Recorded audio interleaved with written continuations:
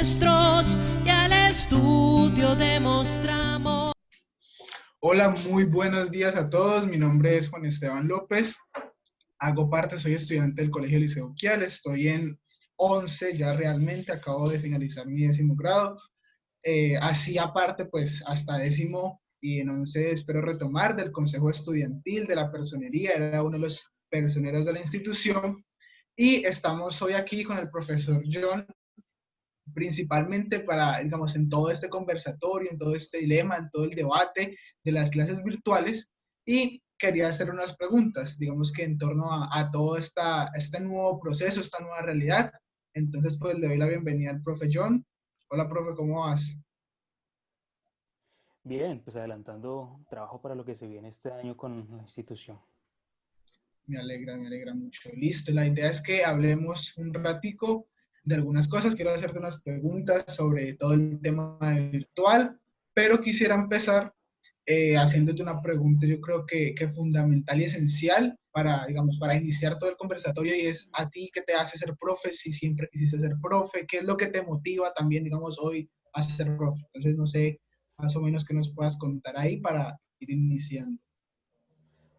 Pues eso nació siendo estudiante universitario, realmente nunca lo soñé antes ni fue uno de los proyectos, pero siendo estudiante sí tenía la posibilidad de ir a ciertos escenarios donde la docencia o el enseñar pues, hacía parte de la práctica, de poder juntar lo que es el pensamiento y la acción, que sigue siendo lo que me rige hoy en día, de cómo pensarse los escenarios que nos rodean y cómo llevar entonces eso a la acción. Y creo que una de las formas de hacerlo, como te digo, sigue siendo mi norte, es la educación.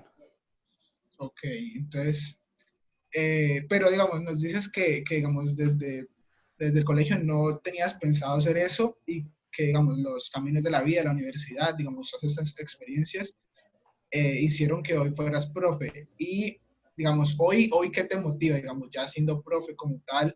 ¿Qué te motiva a seguir siendo profe? Digamos, cuéntanos un poco sobre eso. Los nuevos retos que va teniendo la educación, por ejemplo, esta circunstancia nadie la esperaba, pero había que afrontarla. Al inicio fue un caos, las primeras 2 semanas, un caos absoluto, porque uno ya tiene una planeación, ya tiene unas dinámicas para realizar en el aula física y tener que volcar todo eso a lo virtual. Entonces se hizo, bueno, un caos como te digo, pero ese tipo de retos que van surgiendo pues con la educación son lo que me mantiene motivado para seguir. Y vendrán más proyectos seguramente, pero por ahorita lo que me pienso en el presente es esto, los retos que van surgiendo.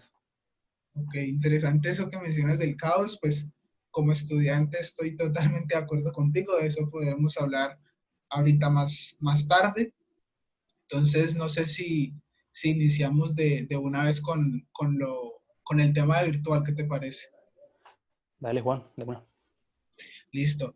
Pues no, básicamente es desde tu perspectiva de profe. Después yo podría hablar desde los estudiantes, desde mi perspectiva. ¿Cómo viste tú todo este tema virtual? Cuéntanos, digamos, desde que inició la pandemia, porque bueno, una experiencia aquí que quisiera contar es que, pues 10º, mi salón, tuvimos una salida a Medellín en enero, y justo por esos días empezaba el brote en China. Y yo le dije a John, me acuerdo mucho de todo esto, o sea, que había un nuevo virus que ya estaba empezando en China, y no me acuerdo muy bien la respuesta de John. No sé si él se acuerda exactamente lo que me dijo, pero creo que me dijo como que sí, pero hay que ver. Y digamos, hasta ahí nunca nos imaginamos, pues, digamos, que esto se iba a convertir hasta ahorita, que íbamos a estar más de 5 meses en cuarentena, cuidándonos. Entonces, digamos, como todo este preámbulo del tema del virus y esas primeras días de, digamos, de incertidumbre, ¿cómo las pasaron los profes? Mal, muy mal al inicio asumir eso. Pero de eso se trata la docencia, de afrontar esos retos y poderlos superar. Y ya hoy por hoy, imagínate, nos reímos contando la anécdota. No recordaba lo de la salida a Medellín, pero porque es algo que se nos hace muy lejano. Uno escucha las noticias, epidemia en tal lado. Cuando es, por ejemplo, en países africanos, ni se mencionan los grandes canales. Tiene uno que enterarse por las redes sociales, cuando es en Asia, por ahí suena algo, pues por el poderío económico que ellos tienen, pero no es tan notorio como cuando sucede en Europa. Cuando llegó a España, cuando llegó a Italia, era la noticia que nos mandaba aquí día con día. Ahí se empezó a hacer algo, bueno, parece cercano, parece que puede llegar, estamos preparados. Yo creo que para nada, nadie está preparado para eso, pero pues ya teniendo lo que afrontar acá, como te decía ahorita, habría que mirar cómo esas intenciones y esos proyectos que teníamos con ustedes los pasábamos a un aula virtual y cómo encontrábamos de ustedes esa respuesta de disposición, porque es en este escenario donde ustedes tienen que hacer gala pues de toda la autonomía y toda la disposición que tienen.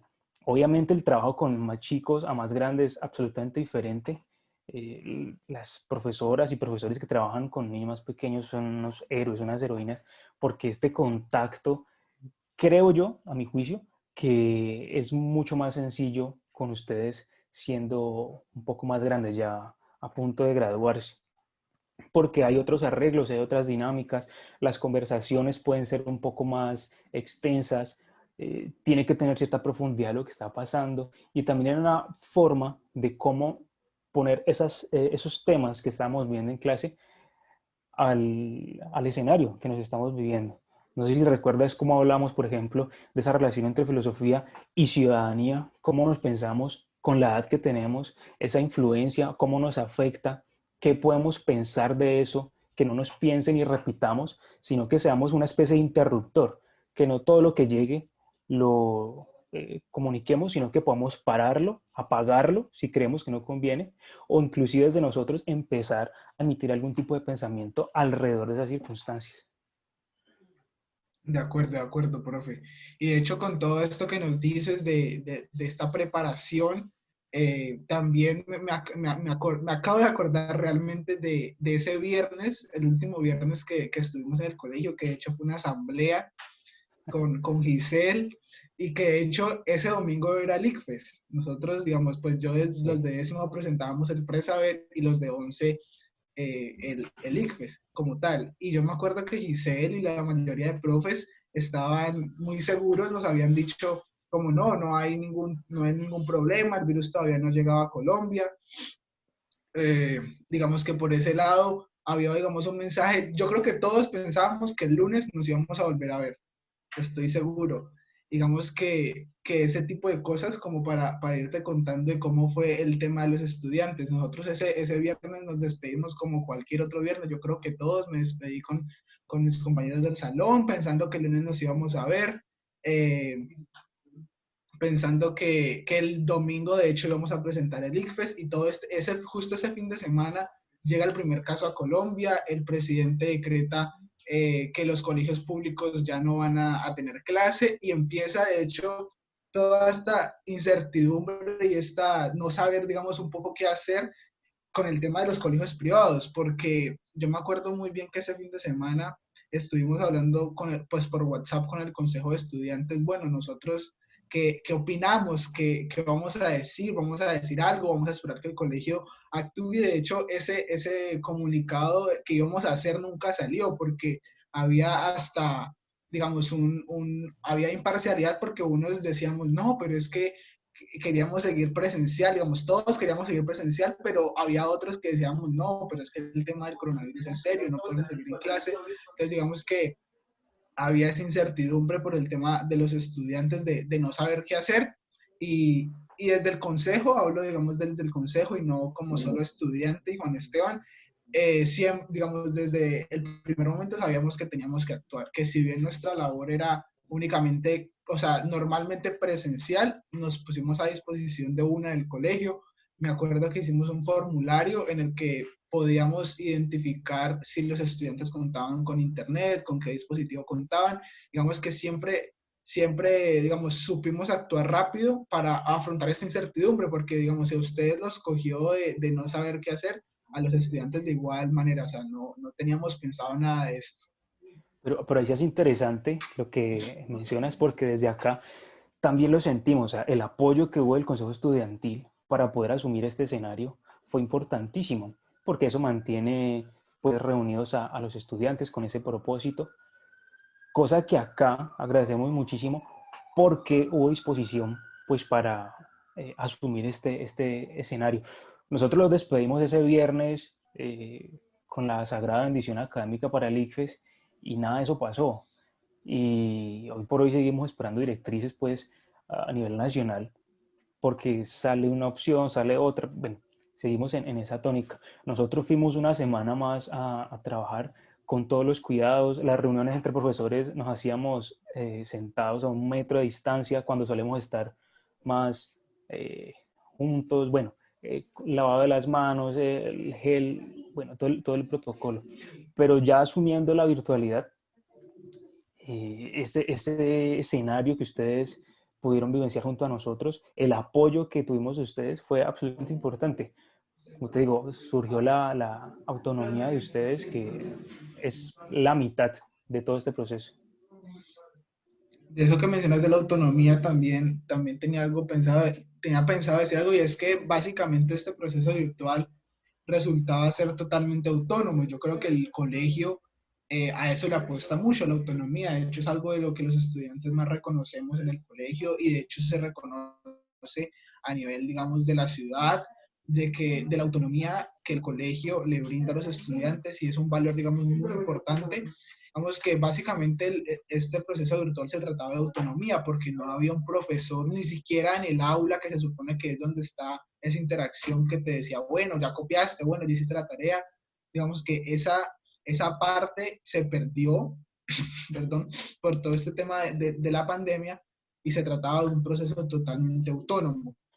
Y Yo eso también, dime. perdón, eso se refleja en cómo se reacomodó el horario en la institución. Cuando todo esto pasó pensábamos, bueno, se estudia de 8 a 3 de la tarde, hay 4 bloques al día, pero eso no puede seguir así de manera virtual. Y de allí la palabra clave era la interacción. ¿De qué manera vamos a interactuar con los estudiantes para poder pensarnos en ese nuevo horario? Por eso la opción de ver 2 o 3 bloques al día de una hora y media. Porque hay que entender algo, y es que no funciona igual el aula física al aula virtual. No podemos pretender estar toda una jornada, así como lo estamos en la institución, con la misma forma didáctica o con las mismas herramientas, sino que hay que hacer un cambio, un giro, y un giro importantísimo. Y eso nos puso a reevaluarnos un poco la educación. ¿Cuán necesaria es entonces la presencialidad? ¿Qué es pertinente tener presencial? O sea, que es absolutamente importante que sea presencial y que no. Y creo que es allí donde los colegios se tienen que pensar en sus propuestas, porque muchos estudiantes, y dentro de tu salón habían algunos que decían, no, pues a mí me está gustando esto, me preguntan, pero ¿a usted qué le parece? Pues, a mí me parece genial por cuestiones de tiempo, pero entonces nos pone a reevaluar esa presencialidad. ¿Qué tiene un colegio que ofrecer para que pueda ser presencial? Ahí lo que tenemos en la institución, en el liceo, que esa gran ventaja son las opciones del arte. Creo que es importante que un estudiante pueda tener esa experiencia artística de manera presencial, sobrepasa absolutamente a una enseñanza artística virtual. Todas las opciones que ustedes tienen en teatro, en música, que es la gran apuesta que podría tener el colegio de ahora en adelante, con esta incertidumbre pues de lo que viene. De acuerdo con lo que dices, profe. De hecho, algo muy importante, y es ese replantear de qué es esencial virtual. Y digamos, algo esencial yo creo que es el contacto con los estudiantes, con los compañeros, con los docentes. Digamos que eso uno quizá no lo valoraba todos los días. Uno decía, qué mamera ir otra vez a sentarse 8 horas en un puesto, a verle la cara a las mismas personas. Digamos que a cumplir todo un horario, pero digamos que yo creo que es un mensaje un poco generalizado, pero que todos extrañábamos quizás eso, quizás vernos de frente, ver al profe. Digamos que hacía falta todo eso. Y algo muy importante, Hay, dime. hay algo que se vive en la institución más allá del momento del aula, y es lo que se comparte en los descansos, la oportunidad de compartir también en la hora del almuerzo, por ejemplo. Esos momentos más humanos, diría yo, se extrañan muchísimo. Digamos que ese entorno que se construye en la institución, de esos lazos humanos y la amistad que se hace, es lo que hace falta. Que por aquí, si bien sea la interacción y vale para lo académico, ese otro tipo de escenario donde se comparte hacen bastante falta. Sí, definitivamente yo creo que eso es una de las cosas que más, y hasta ahora, digamos, no hemos podido, no hemos podido reencontrarnos con nuestros amigos, quizá con la familia, quien no viva con la familia, pero yo creo que es algo importante y que de hecho hablábamos en tu clase, y es esa responsabilidad del buen ciudadano y digamos, sí, del buen hombre. Y me parece algo importante ahí, bueno, ya no podemos estar presencial, no es una decisión de nosotros. ¿Cómo el colegio se piensa una estrategia pedagógica de lo virtual? Porque es que muchos colegios pensaron que era lo mismo, lo que tú nos decías, no es lo mismo. Muchos colegios pensaron que tenían que ser los mismos bloques, tenían que levantarse los estudiantes a las 6 de la mañana. Había una cosa que yo personalmente no estoy de acuerdo y es que a los estudiantes los hacían ir con uniforme.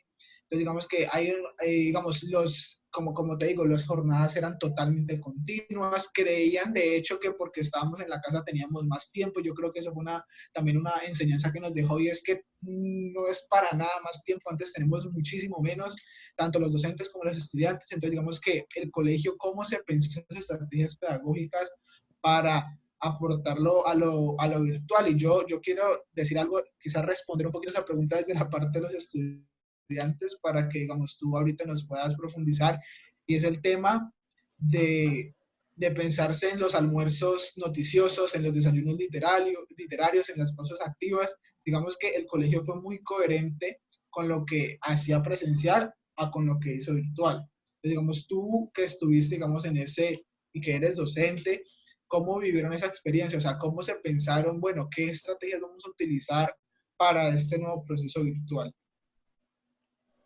La palabra clave, reitero, fue la interacción, entender que hay dos tipos de escenarios distintos y una apuesta que teníamos con ustedes y es confiar en el trabajo que ya habíamos hecho para que ustedes tuvieran esa disciplina en la academia virtual, en el aula virtual, y tuvieran esa autonomía, saber que la mitad dependía de ustedes porque, o sea, no somos policías, entender que el colegio tampoco es una guardería, eh, no sé, quizá se ha comentado mucho sobre eso, entender que hace parte de un escenario de formación, igual que la familia. Entonces pensar es la interacción y entender los tiempos, es decir, no es necesario estar pegado a una pantalla todo el día porque es que no se vive lo mismo que se vive en un aula física. Comprender eso es sumamente importante y pasa también con los trabajos. Yo tengo 90 minutos con ustedes para una clase y si yo lleno de trabajo al estudiante para que esté, no sé, 3 horas, el doble suele pasar por cada encuentro, va a seguir el pegado a esa pantalla y creo que eso por cada clase, bueno, sumará muchísimo y agota, desgasta. Acá hubieron varios intentos, como te decía al inicio, caos, porque teníamos una idea, como fue en mi caso, hacer cierto tipo de videos para que hicieran parte de las clases, pero editar es una vaina que requiere muchísimo tiempo. Yo entraba a Premiere, ya tenía mis tomas, tenía el audio, tenía las imágenes, pero formar un video de 5 minutos, requiere muchísimo tiempo de edición. Entonces, bueno, esa tampoco era una opción. No tenemos tiempo para hacer videos para cada grado al que entramos cada semana, cada temática.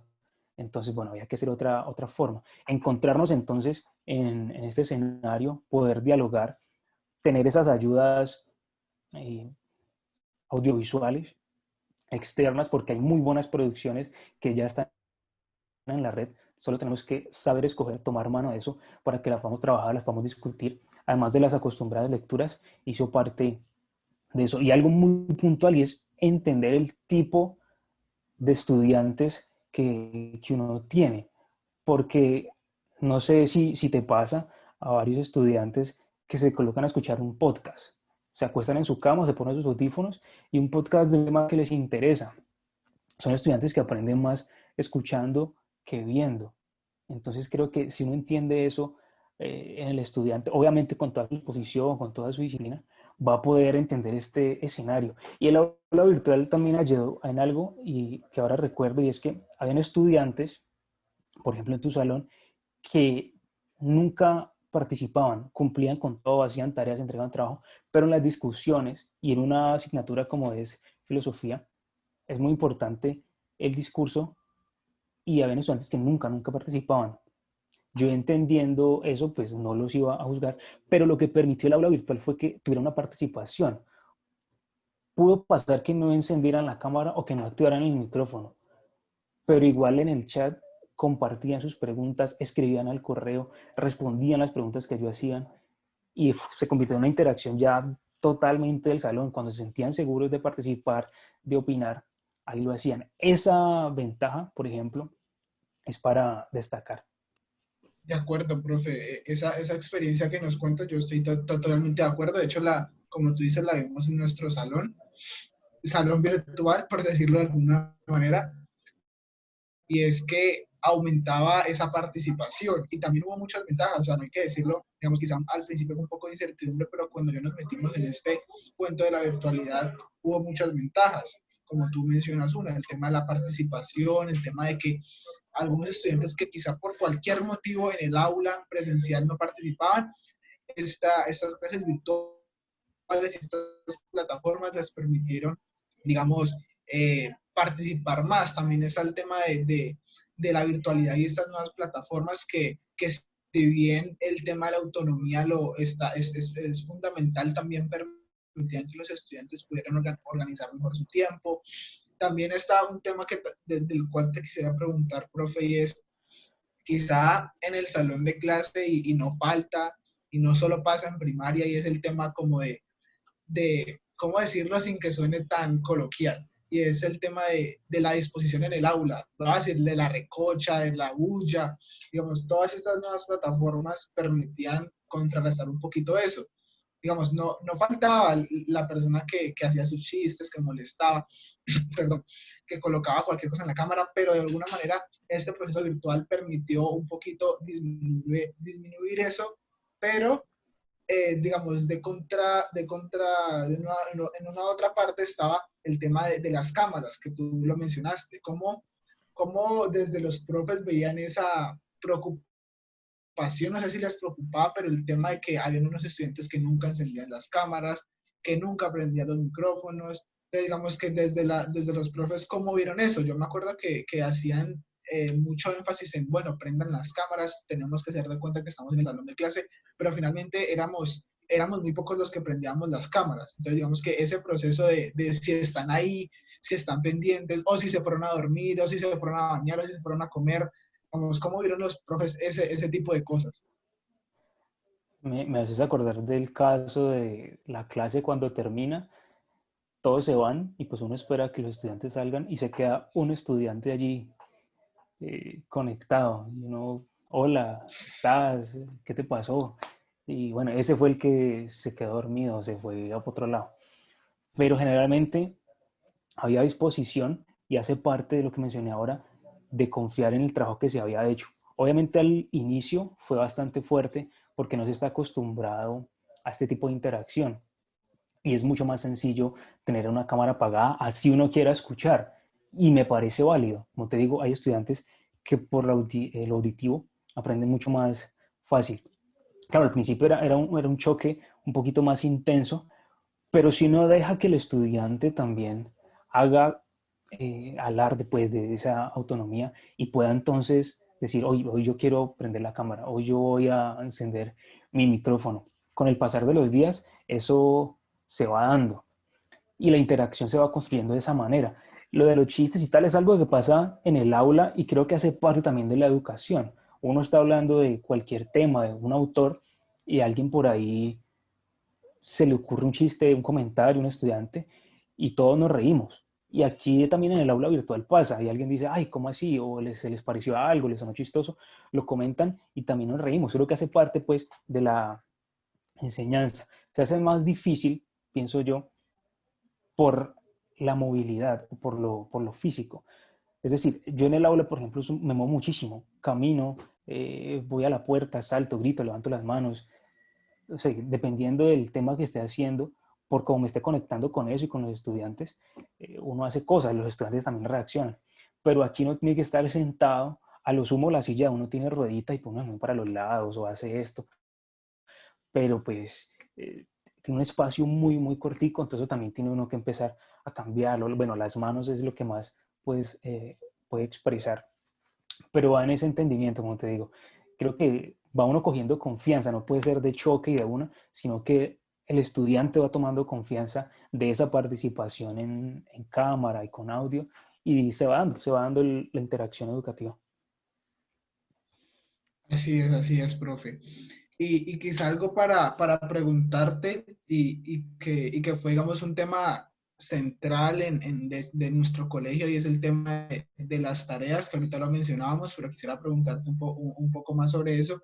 Y es que desde los estudiantes y pues desde nosotros como consejo veíamos que había digamos, una, digamos, había algo que los estudiantes sentían y es que los profes estaban dejando muchas tareas. Entonces, digamos que desde el consejo nos decían, pero bueno, nosotros estamos aquí en la casa, pero estamos, digamos, tenemos más cosas que hacer, las tareas nos están consumiendo mucho, que es algo que quizá no se veía como tal presencial en el colegio por la pedagogía, digamos, que en el colegio, digamos, se trata. Entonces, digamos, como este proceso de los trabajos, de las tareas, que los estudiantes quizá veíamos mucho y con mucha carga, cómo lo vieron los profes, porque yo me acuerdo que hasta hubo una propuesta de los estudiantes de mermar las tareas y que los profesores aceptaron. ¿Cómo fue ese tema de las tareas? Creo yo que ese fue un error que se cometió en muchas instituciones, ir a pensar copar el tiempo que se dejaba de estar con los estudiantes con más trabajo. En el Liceo Kial solemos tener un trabajo dentro del aula y las tareas son mínimas, entendiendo los espacios del estudiante y también entendiendo el espacio del profesor, porque o sea, no es ningún secreto que si yo dejo más trabajo, pues debo calificar más cosas y eso también requiere de tiempo por la dedicación que uno tiene con las calificaciones. Entonces, si en la presencialidad nos veamos 2 veces y en la virtualidad 1 vez por semana, creer que con tareas voy a llenar ese otro espacio, lo que va a hacer es causar un desgaste en el profesor y en el estudiante. Entonces, como mencionamos ahora, si entendemos que este espacio de la virtualidad tiene su propia interacción y que desde ahí se puede pensar la temática que estamos dando, vamos a entender un poquito de eso, que desde ahí se puede dar la educación perfectamente. ¿Qué se podría rescatar entonces de la virtualidad cuando se pueda volver a la presencialidad? Nos pone a pensarnos en ese tiempo que gastamos dentro de la institución. Muchas instituciones dicen, bueno, seguiremos con un horario así como lo traíamos antes. Creo que si le dedicamos tiempo a pensar, vamos a poder mejorar esa, esa educación. Si son necesarios los 5 días, todas las horas, la cantidad de trabajo. No te digo, la interacción tiene que ser la clave. ¿Cómo podemos interactuar con los estudiantes para que ese escenario de aprendizaje y la educación se dé? Sí, y para ir un poco cerrando, quisiera como complementar tu pregunta y plantearte una final. Y es, nosotros desde los estudiantes también nos pensamos eso, y si es, bueno, si quizá hay más tiempo porque no podemos salir de la casa, ¿cómo podemos aprovechar y cómo podemos interactuar? Y desde el Consejo de Estudiantes y la Personería nos pensamos en unas conferencias que fueron unos espacios en los que traíamos unas personas, digamos, que nos hablaran de un tema específico de interés general y pues pudiéramos compartir un rato con, pues, con toda la familia Kial. Y fue muy chévere porque tuvo una muy buena acogida y traíamos invitados, o sea, el primer invitado fue un tema de salud mental en tema de cuarentena, el manejo de las emociones, la segunda fue la Tata Solarte para hablarnos un poco de la radio, que también es fundamental en este tiempo, la música y el arte, digamos, en este tiempo de pandemia, y por último trajimos una madre de familia que era profesora de Zumba y también una madre de familia que nos vino a hablar de todo el tema de la buena alimentación, aprovechando también el tema de la cuarentena. Y digamos que aprovechar porque todos fueron padres de familia fue algo muy, muy bonito. Y ya también para finalizar es qué estrategias como profes están pensando este nuevo año, porque si bien es cierto, y es algo que yo también he pensado, es si bien no podemos seguir con la misma dinámica de las clases presenciales porque no es lo mismo, digamos, la interactividad no es lo mismo, perdón, las ganas no son lo mismo, ¿cómo el colegio ha pensado para que no se pierda todo el bagaje académico, pero hay una interactividad? El colegio para este nuevo año lectivo, ¿qué estrategias está pensando? ¿Qué metodologías, qué actividades para, digamos, para que nos vayas contando para este nuevo año lectivo? Las apuestas que se tuvieron el año inmediatamente anterior fueron muy valiosas. Tuvimos aprendizajes que nos permiten entonces continuar. Mencionabas las pausas activas que enviábamos, los almuerzos noticiosos, el desayuno literario y demás. Y entonces esta es una oportunidad para llevar a cabo lo que tanto mencionamos los docentes en educación, es que la enseñanza o el aprendizaje más bien sea cuando el estudiante hace, no tanto cuando nos ponemos nosotros a hablar y hablar y hablar tanto tiempo. Aquí la oportunidad de conversar es muy posible. Yo planteo una pregunta, ustedes responden, yo les doy otra pregunta. Bueno, un método socrático, por ejemplo, para filosofía se da. Las formas de interactuar virtuales ahora deben estar muchísimo más en auge. Vivimos una sobrecarga, por ejemplo, de información en ese momento. Llegaban invitaciones para charlas, para conferencias, bueno, uno no podía entrar a todas, aunque quisiera, ni siquiera a las que uno más le interesara. Entonces, ¿qué de eso podemos nosotros tomar?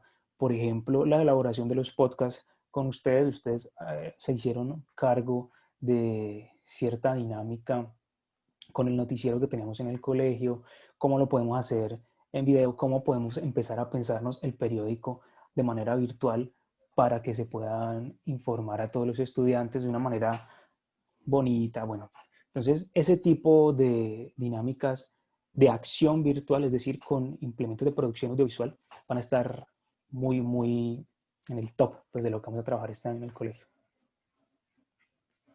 Muy interesante lo que nos cuentas, profe. Y sí, yo creo que para ir finalizando, no sé si quisieras mencionar otra cosa, y es que tenemos que adaptarnos a esta realidad, tanto los estudiantes como los docentes. Como lo decías, no es para nadie fácil digamos, esta nueva manera de aprender y de enseñar, pero yo creo que tenemos como estudiantes que entender nuestro papel, nuestra responsabilidad, digamos, juntos, tanto como estudiantes, con los docentes, incluso con las familias, que debe ser un apoyo importante.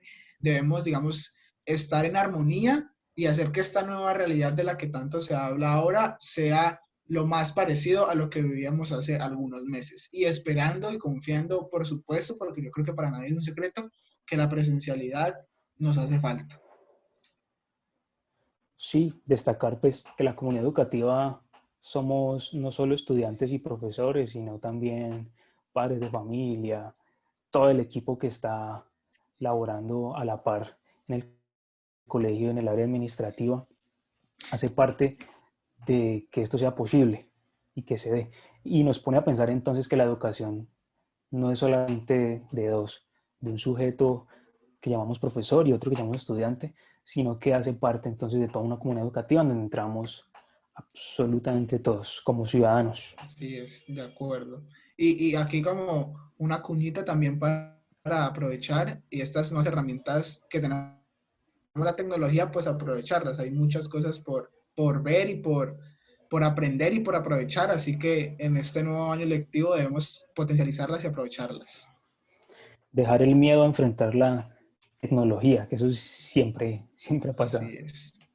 Listo, muchas gracias, profe, por estar acá, por permitirnos compartir un poquito de este proceso virtual. Muchas gracias a las personas que nos ven, que nos vieron. Y gracias al colegio por permitirnos este espacio que es muy, muy necesario y que todos debemos replantearnos y pensarnos. Así que estén muy bien, feliz día, feliz tarde. Y ya, saludos, nos estaremos viendo después.